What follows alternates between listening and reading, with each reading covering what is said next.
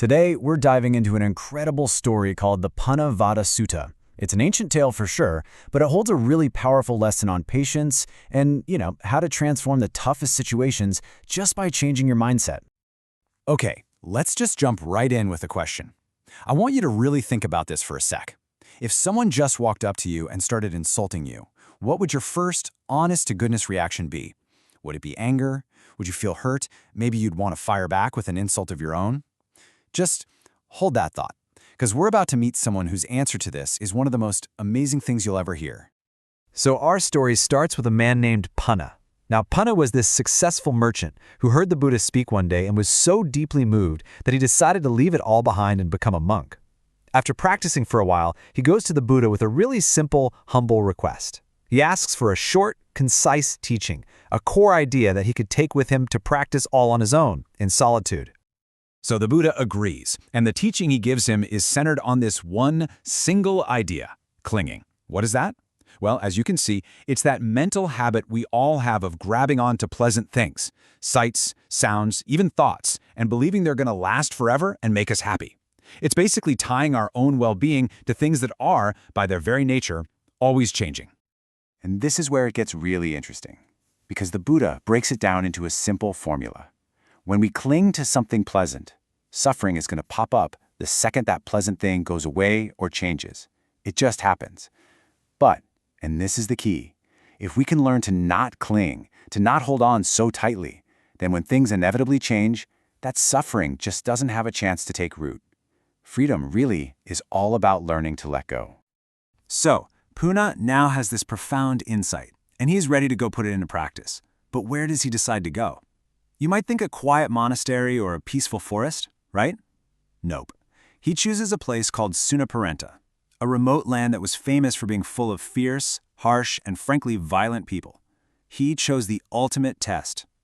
The Buddha, knowing exactly what this place was like, immediately puts him to the test. He doesn't sugarcoat it. He says, Panna, the people there are fierce, they're harsh, they're abusive. What are you going to do?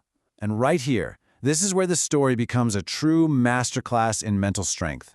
And what follows is just incredible. The Buddha lays out this ladder of escalating violence. He asks, what if they insult you? And Puna says, I'll think they are good and gentle people for not hitting me. Okay, says the Buddha, what if they hit you with their hands?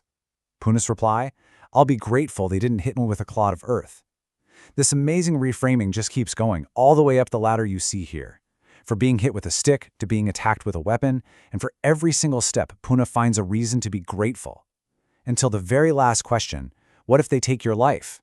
And even then, his answer is perfect.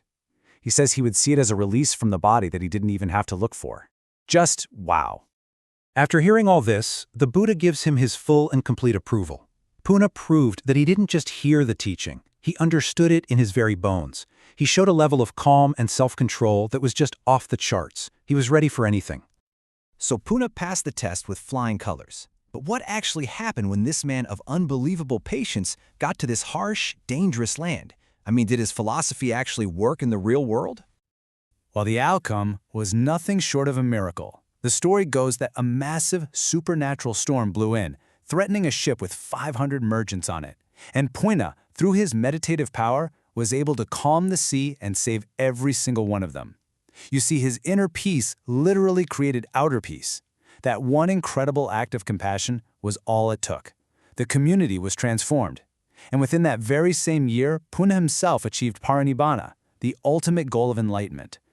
And just look at the numbers. The 500 merchants whose lives he saved were so amazed by his compassion that they became his devoted followers. He completely changed their hearts, starting a wave of change in this supposedly untamable land.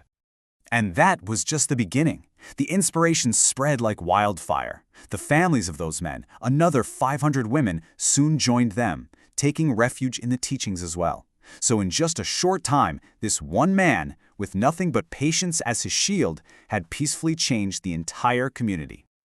Now, this isn't just some dusty old story. The Puna mindset is a really practical tool that is just as powerful today as it was thousands of years ago.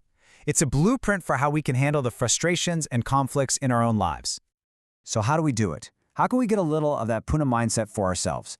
Well, it all starts with reframing. Whatever bad thing is happening, you consciously look for the silver lining. You find the at least it's not worse.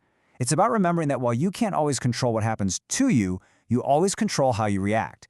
And this isn't about being passive or weak. It's about practicing patience until it becomes your absolute greatest strength.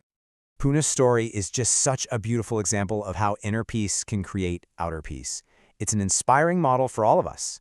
And in that spirit, I'll just leave you with this simple, heartfelt wish. May you all be happy.